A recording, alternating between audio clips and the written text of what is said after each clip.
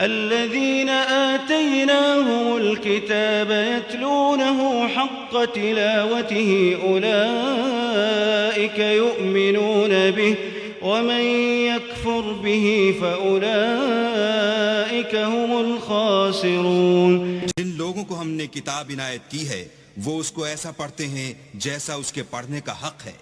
یہی لوگ اس پر ایمان رکھنے والے ہیں اور جو اس کو نہیں مانتے وہ خسارہ پانے والے ہیں. اعوذ باللہ من الشیطان الرجیم. بسم اللہ الرحمن الرحیم. فقاتل في سبيل الله لا تكلف إلا نفسك وحرض المؤمنين عسى الله أن يكف بأس الذين كفروا والله أشد بأسا وأشد تنكيلا. من يشفع شفاعة حسنة يكن له نصيب منها ومن يشفع شفاعة سيئة يكن له كفل منها وكان الله على كل شيء مقيتا. وإذا حييتم بتحية فحيوا بأحسن منها أو ردوها إن الله كان على كل شيء حسيبا. الله لا إله إلا هو ليجمعنكم إلى يوم القيامة لا ريب فيه ومن أصدق من الله حديثا.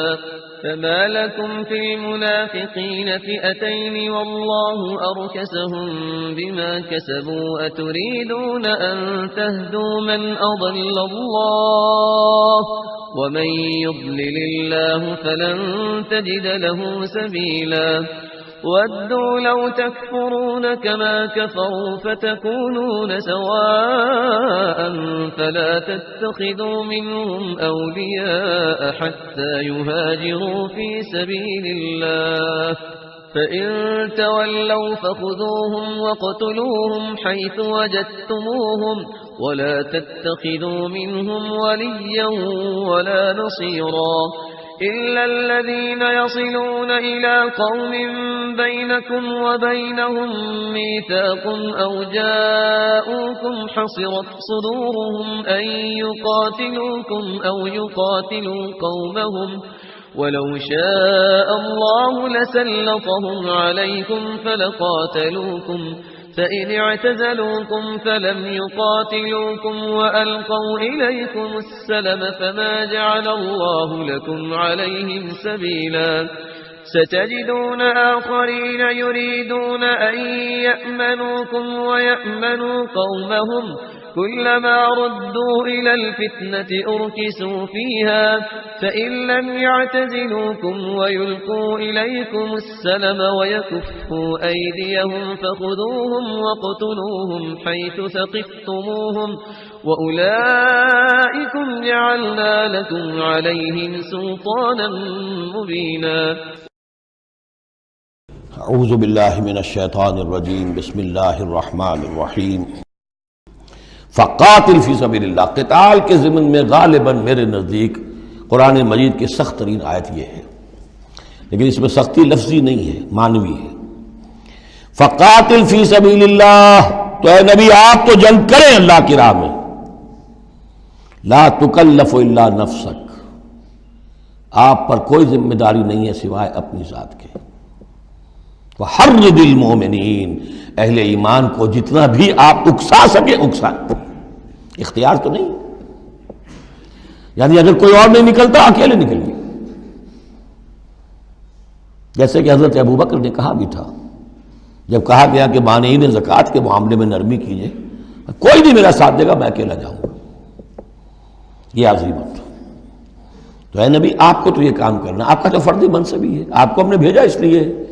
هو الذی ارسل رسولہ بالہدی ودین الحق لیظہرہ علی الدین کلہ، آپ کو تو کرنا ہے. فقاتل فی سبیل اللہ لا تکلف الا نفسک. کوئی اور نہیں جا رہا ہے تو آپ پر ذمہ داری نہیں ہے. حرض المؤمنین، یہ حرض ضاد کے ساتھ ہے، ایک حرص ہے، سواد کے ساتھ، ہارا سواد، حرص، طمع، کسی چیز کی لالچ۔ تحریص کے معنی ہو گئے کسی میں کسی شے کی ترغیب پیدا کرنا، لالچ پیدا کرنا، پرسویشن۔ حرض، یہ ضاد جو آیا ہے یہ ہے جیسے اکسانا، لوگوں کے جذبات کو جوش میں لانا، ایمان کے اندر ان کے جوش پیدا کرنا، یہ ہوگا یہ حرض۔ حرص سے یہ ضاد ایک نقطے سے بڑا فرق واقع ہوا ہے۔ وحرض المومنین عسى الله ان يكف باس الذين كفروا، ہو سکتا ہے یا امید ہے کہ اللہ تعالیٰ جلد ہی ان کافروں کی قوت کو روک دے، تھام لے۔ ان کی جنگ جو ابھی بڑی ان کی چلت پھرت ہو رہی ہے، ابھی یہ کچھ عرصے کی بات اور ہے، وہ وقت بس آیا چاہتا ہے کہ ان میں دم نہیں رہے گا۔ اس لیے کہ سن 5 میں، یوں سمجھیے یہ سن 4 میں نازل ہو رہی ہے سورہ نساء، سن 5 میں سورہ احزاب ہے، اور غزوہ احزاب کے بعد کہہ دیا تھا محمد رسول اللہ صلی اللہ علیہ وسلم نے کہ یہ آخری بار تھی کہ قریش ہم پر ہمراہ آور ہوئے۔ لن یغزوکم قریش بعد عامہم ھذا ولکنکم تغزونہم، اے مسلمانوں بس قریش کی بس ہو گئی ہے، اب وہ آئندہ کبھی تم پر حملہ آور ہونے کی ہمت نہیں کر سکتے، اب تو تم ان کے اوپر ان کے خلاف اقدام کرو گے۔ اس لیے 6 سال میں اگلے سال آپ نے سفر کیا عمرے کا، ٹریٹی ہو گئی، انا فتحنا لک فتحا مبینا، صلح حدیبیہ، اور اس کے بعد 7ویں سال میں اللہ تعالیٰ نے فتح خیبر عطا فرما دی، اور 8ویں سال میں مکہ فتح ہو گیا۔ وہ ایک کے بعد دوسری جو تالے ہیں وہ کھلتے چلے گئے، اور اسی وقت وہ پھر سورہ صف نازل ہو گئی تھی کہ اب وَأُخْرَىٰ تُحِبُّونَهَا نَصْرٌ مِّنَ اللَّهِ وَفَتْحٌ قَرِیب، یہ بھی غزوہ احزاب کے فوراً بعد نازل ہوئی کہ اے نبی بشر المومنین، اہل ایمان کو بشارت دے دیجئے کہ وہ سخت دور گزر گیا، اب اللہ کی طرف سے نصرت اور فتح تمہارے قدم چوما چاہتی ہے۔ عسى الله ان يكف باس الذين كفروا، امید ہے کہ اللہ تعالیٰ ان کافروں کی قوت کو تھام لے گا، ان کی جنگ کو روک دے گا۔ واللہ اشد باسا واشد تنکیلا، اور یقیناً اللہ تعالیٰ بہت سخت ہے جنگ میں بھی، قوت میں بھی، اور سزا دینے میں بھی، اور سختی اور عقوبت میں بھی۔ اس کے بعد پھر تمدنی چیزیں کچھ آ رہی ہیں، یہ اب پھر مسلمانوں سے خطاب آ رہا ہے۔ یہ منافقین سے 2 باتیں آ چکی، ایک اطاعت رسول جو ان پر شاق گزرتی تھی، اور ایک قتال فی سبیل اللہ جو ان کے لیے بہت بڑا امتحان بن جاتا تھا۔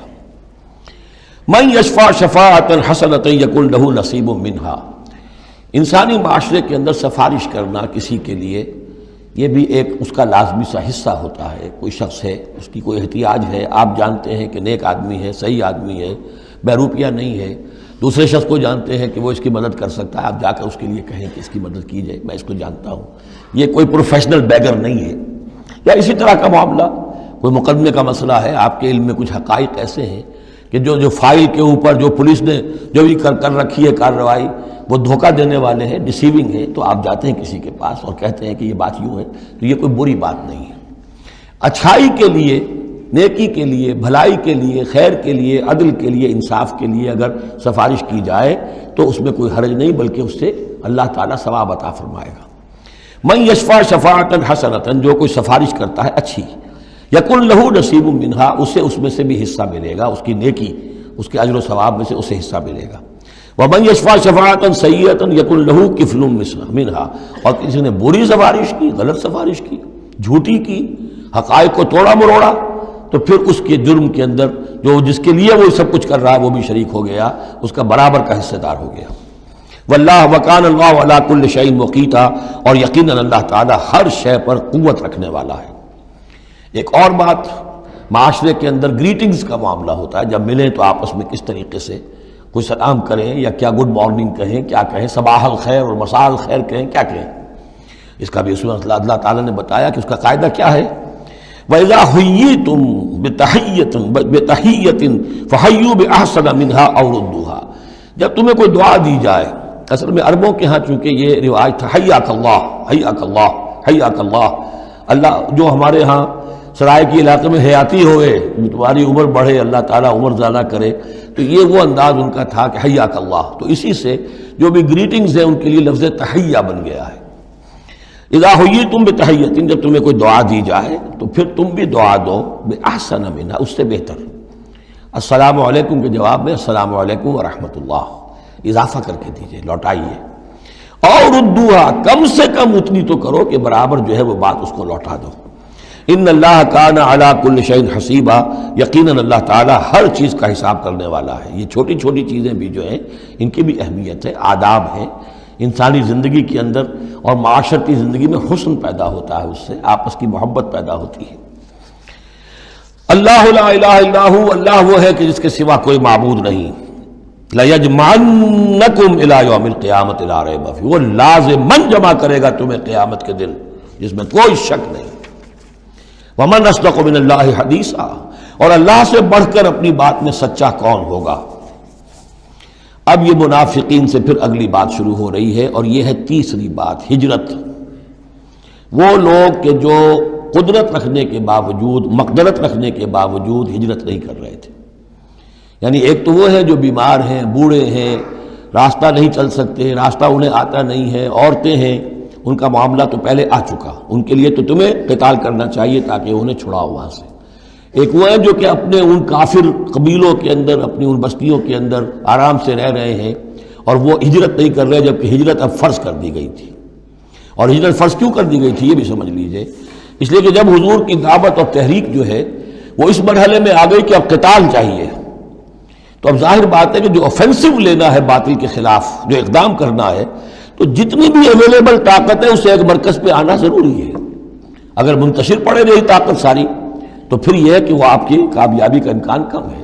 اب تو جتنی بھی آپ کو مین پاور اللہ نے فراہم کی ہے اب تک، اس سب کو بلاؤ ایک مرکز پہ ہو تاکہ پوری قوت کے ساتھ ایک جگہ سے فیصلہ کو اقدام کیا جا سکے، یہ اس کی حکمت ہے۔ تو جو ہجرت ہوئی تھی پہلے مکی دور میں، جو حبشہ کی تھی، وہ آپشنل تھی، وہ تو صرف اجازت تھی ہجرت کی، اس کا حکم نہیں تھا۔ ہجرت مدینہ کا حکم تھا۔ اب جو لوگ ہجرت نہیں کر رہے ان کا ذکر ہے، ان منافقوں کا کہ جو اس بنا پر منافق قرار پائے کہ وہ ہجرت نہیں کر رہے۔ فَمَا لَكُمْ فِي الْمُنَافِقِينَ فِئَتَيْنِ، اور تمہیں کیا ہو گیا ہے ایسے منافقوں کے بارے میں، یہ بات آگے واضح ہو جائے گی کہ کن منافقین کا تذکرہ ہے یہ۔ تم دو گروہوں میں تقسیم ہو گئے ہو، یعنی کچھ لوگ ان کی حمایت کرتے نہیں بھائی ٹھیک ہے کوئی بات نہیں، ان کے ساتھ کوئی نرمی ہونی چاہیے، آخر ایمان تو لائے تھے نا، اب نہیں ہجرت کر سکے۔ اور کچھ لوگ جو ہے وہ اللہ کے حکم کے معاملے میں سختی سے عمل کرنا چاہتے ہیں۔ تو اے مسلمانوں تمہیں کیا ہو گیا، ان کے بارے میں دو گروہوں میں کیوں تقسیم ہو گئے ہو؟ واللہ ارکسہم بما کسبوا، اللہ نے تو ان کے کرتوتوں کے سبب ان کو الٹ دیا، یعنی ان کا ہجرت نہ کرنا در حقیقت ثبوت ہے اس بات کا کہ ایمان سلب ہو گیا ان کا۔ ہاں کوئی مجبوری ہوتی، عذر ہوتی تو بات اور تھی۔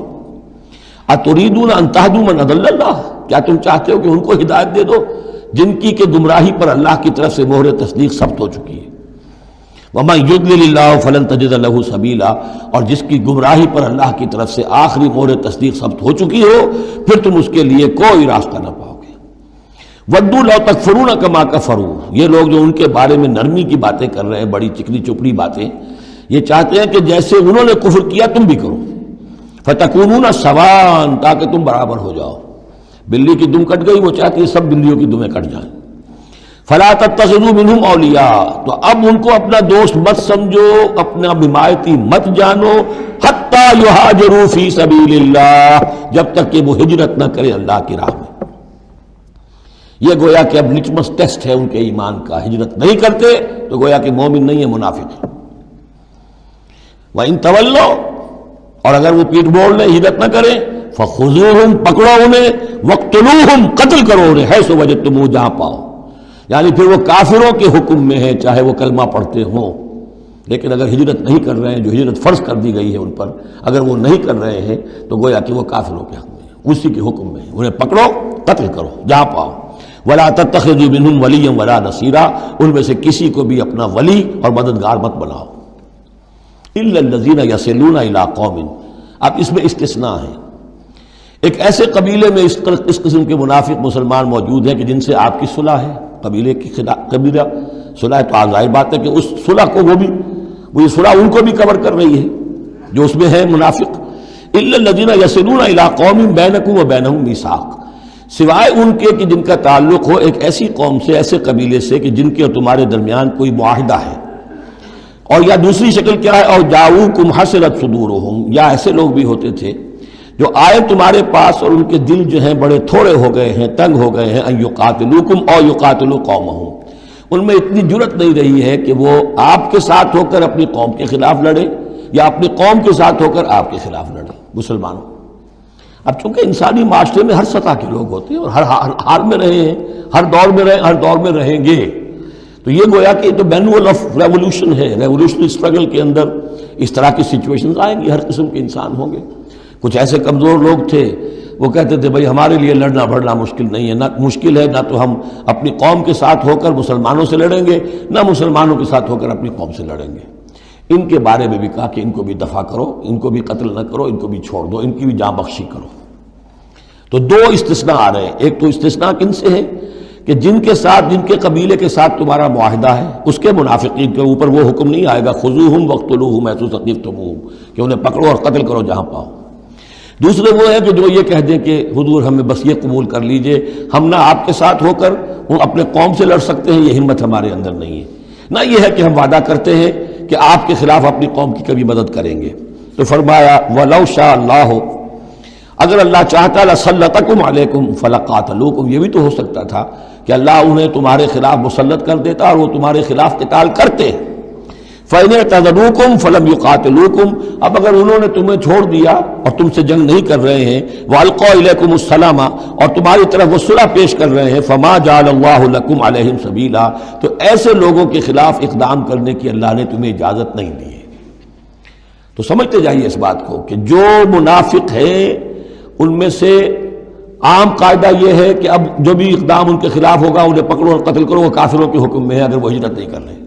اللہ یہ نمبر ایک کہ ان کے قبیلے سے تمہارا معاہدہ ہے تو وہ کور کر جائے گا ان کو۔ دوسرا یہ کہ وہ آ کر اگر یہ کہہ دے کہ ہم نیوٹرل ہو جاتے ہیں بالکل، تب بھی انہیں چھوڑ دو۔ تیسرا ایک اور کیا، ستجدون آخرین، تم پاؤ گے ایک اور قسم کے لوگوں کو، یریدون ان یامنوکم و یامنوا قومہم، وہ بھی کہتے تو یہ چاہتے ہیں کہ تم سے بھی امن میں رہیں، اپنی قوم سے بھی امن میں رہیں، اس میں نہیں آنا چاہتے جھگڑے میں۔ کلما ردوا الی الفتنۃ ارکسوا فیہا، لیکن جب کہیں کوئی آزمائش کا وقت آتا ہے تو وہ اس کے اندر اونجھے ہو جاتے ہیں۔ جب دیکھتے ہیں کہ ہماری قوم کا پلڑا بھاری ہے تو مسلمانوں کے ساتھ جو ہے وہ جنگ کرنے کے لیے بھی تیار ہو جاتے ہیں کہ اب تو فتح ہماری ہونے والی ہے تو مال غنیمت میں سے ہمیں حصہ مل جائے گا۔ فَإِن لَمْ يَعْتَزِلُوكُمْ، تو ایسے لوگ اگر تم سے علیحدہ نہیں رہتے، باز نہیں رہتے تمہارے خلاف لڑنے سے، وَيُلْقُوا إِلَيْكُمُ السَّلَامَ، اور اگر تمہارے سامنے صلح پیش نہیں کرتے، وَيَكُفُّوا أَيْدِيَهُمْ، اور اپنے ہاتھ نہیں روکتے، فَخُذُوهُمْ، تو پکڑو انہیں، وَاقْتُلُوهُمْ، اور قتل کرو انہیں، حیث ثقفتموہم، جہاں بھی کہیں پاؤ۔ یعنی اگر غداری انہوں نے کہی ہے، ایک وعدہ کیا تھا اس کے خلاف کیا ہے، تو پھر یہ وہ جو امان تھی وہ ختم ہو گئی۔ وَأُولَٰئِكُمْ جَعَلْنَا لَكُمْ عَلَيْهِمْ سُلْطَانًا مُبِينًا، ایسے لوگوں کے خلاف ہم نے تمہیں سند اور قوت عطا کر دی ہے کہ تم اس کے خلاف کھلا اقدام کر سکتے ہو۔ اب ایک اور معاشرتی مسئلہ آ رہا ہے، کیونکہ یہ جو اب چل رہی تھی، یوں سمجھیے نا کہ پورے عرب کے اندر اب تو بھٹی دہک گئی ہے، جنگیں ہو رہی ہیں، جگہ جگہ ہو رہی ہیں، مارکے ہو رہے ہیں۔ ہمارے پاس تاریخ میں جو لکھے آئے ہیں سیرت میں تو بڑے بڑے مارکے ہیں جن میں کہ حضور شریک رہے، لیکن یہ کہ یہ تو ایک چومکھی سی جنگ تھی جو چل رہی تھی مسلمان۔ اس سے آپ کو اندازہ ہو رہا ہے ان آیات سے کہ اصل سچویشن جو ہے وہاں کی سوشل سچویشن اور ٹرائبل جو ان کا معاشرہ تھا اس میں کیا کیا پرابلمز تھے۔ اب اس میں یہ ہے کہ فرض کیجئے کسی شخص نے کسی مسلمان کو مار دیا، لیکن یہ اس نے کہا کہ میں نے تو مارا نہیں، میرے اتفاق سے میں نے تو تیر چلایا تھا کسی جانور پر، کسی ہرن پر لگ گیا، اس کو ہو سکتا ہے، یہ ممکن ہے۔ تو اب کسی مسلمان کا مسلمان کو قتل کرنا دو طرح کا ہے، قتل خطا اور قتل عمد، اس کا کیا حکم ہے؟ بارک اللہ لی ولکم فی القرآن العظیم ونفعنی وإیاکم بالآیات والذکر الحکیم۔